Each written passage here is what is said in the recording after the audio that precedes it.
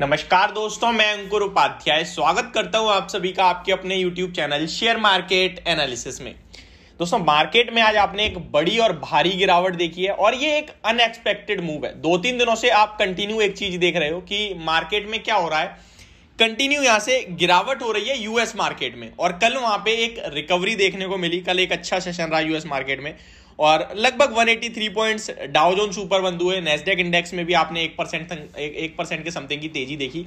लेकिन आज भारतीय बाजार में बिल्कुल अपोजिट हुआ। निफ्टी खुलती अच्छा है 18,664 पे और वहां से कंटिन्यू गिरावट देखते हैं आप। और ये गिरावट 146 पॉइंट तो लाल निशान में हो गई और ऊपर से 200 पॉइंट्स डाउन है। निफ्टी की बात करें परसेंटेज में तो अभी ये 1% भी पूरा नहीं गिरी है, लगभग 0.8% गिरते हुए दिख रहे हैं अभी आपको बाजार। लेकिन प्रॉब्लम तो वहां आ रही है जो सेलिंग है, जो मार्केट ब्रेथ है। पूरी तरीके से बाजार में बड़ा क्रैश हुआ है आज। 440 शेयर्स एडवांस है जिसके सामने 1550 शेयर्स नेगेटिव डिक्लाइन हो रहे हैं। यानी एक शेयर जो बढ़ रहा है ना उसके सामने मोर देन 3 शेयर्स डाउन है आज के सेशन में। तो यहां बड़ी और भारी गिरावट देखी आप सभी ने। ये क्यों हुआ है इसको समझते हैं। आज सुबह से ही एक खराब न्यूज का सिलसिला शुरू हुआ। कुछ स्टॉक में पॉजिटिव न्यूज थी। सिलसिला स्टार्ट होता है आईटी स्टॉक से। आईटी स्टॉक में एचसीएल टेक का इन्वेस्टर मीट होता है जहां पे मैनेजमेंट कहता है कि भाई आगे की ग्रोथ के लिए थोड़ी सी चिंता है और इसके चलते एचसीएल टेक 5% क्रैश हो जाता है। पहले तो वो शुरू में अकेला क्रैश होता है आधे एक घंटे %, लेकिन फिर धीरे धीरे वो मोमेंटम को शिफ्ट करता है पूरे आईटी सेक्टर के और इन्फोसिस फॉलो करता है उसे। अब भाई मार्केट लीडर फॉलो करने लगा तो इन्फोसिस निफ्टी को नीचे लाना शुरू करता है। फिर टीसीएस, टेक महिंद्रा, विप्रो और देखते ही देखते पूरा आईटी सेक्टर लाल निशान में हो जाता है और 3.5% 3.3% की गिरावट आईटी सेक्टर में हो जाती है। इस बीच में आपके लिए आईटी सेक्टर से 7% का क्रैश एचसीएल टेक में हुआ, इन्फोसिस 3%। मतलब सारे आईटी स्टॉक आज आपको बुरी पिटाई में दिखे। फिर आईटी को फॉलो करते हैं जो भाग रहे थे कंटिन्यू, यानी पीएसयू बैंकिंग। वहां पे लोगों को डर बनता है और जो प्रॉफिट बुकिंग का सिलसिला शुरू होता है, यानी जो लोगों के पास पिछले कुछ दिनों में प्रॉफिट बनाया है उन्होंने पीएसयू बैंक्स में, उनमें वहां पे सेलिंग आती है जिसकी वजह से अब बैंकिंग में भी थोड़ा बहुत प्रेशर आना स्टार्ट हो जाता है। आज के जो गिरावट के लीडर रहे वो एक तो आईटी रहे, फिर धीरे से मेटल्स भी फॉलो करते हैं। बढ़ने वाले सेक्टर की बात करूं तो एफएमसीजी और फार्मा, ये 2 सेक्टर हैं जो हरे निशान में, बड़े नहीं हरे निशान में है। बाकी गिरावट आईटी लीडरशिप लेता हुआ दिखा, पीएसयू बैंकिंग फॉलो करता हुआ दिखा, रियलिटी एनर्जी मेटल ये कहीं ना कहीं फिर इनको फॉलो करते हुए दिखे और यहां भी गिरावट आई। एक एक करके सारे के सारे बड़े लार्ज कैप स्टॉक्स कहीं ना कहीं फिसलते हुए दिखने लगे। इस बीच में 2-3 ऐसे स्टॉक भी थे जो ट्रेडर्स के फेवरेट है, लाइक पेटीएम। लाइक फेवरेट तो नहीं है, वो गिर रहा है तो वहां पे पोजीशन बनी पड़ी है। वहां पे पॉजिटिव न्यूज आई कि भाई बायबैक को लेकर बात करेगा मैनेजमेंट कल के सेशन में, उसके चलते स्टॉक 7% ऊपर हो गया।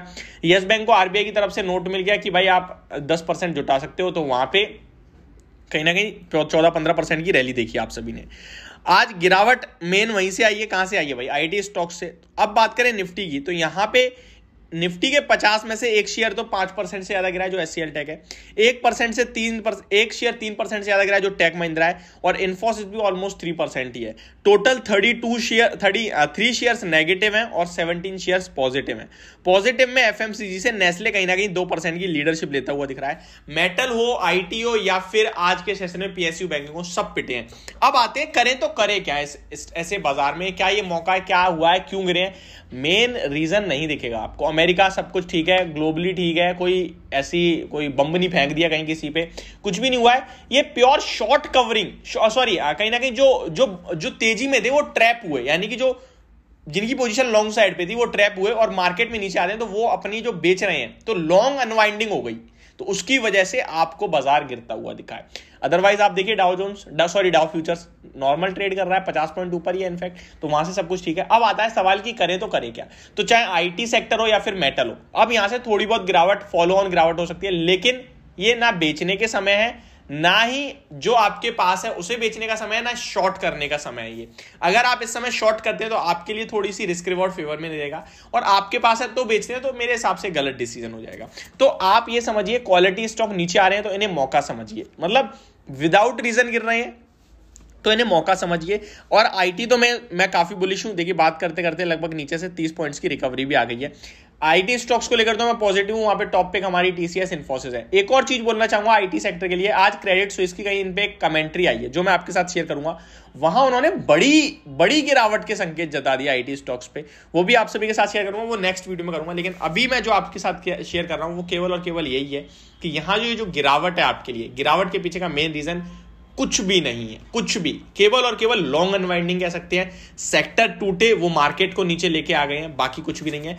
यहां अगर आपका कन्विक्शन है अच्छे स्टॉक पे तो आप पैसा बनाओगे। आपका व्यू लॉन्ग टर्म का है तो आपको डरने की जरूरत नहीं है। शॉर्ट टर्म का है तो ये डेफिनेटली आपके लिए प्रॉब्लम वाली बात है।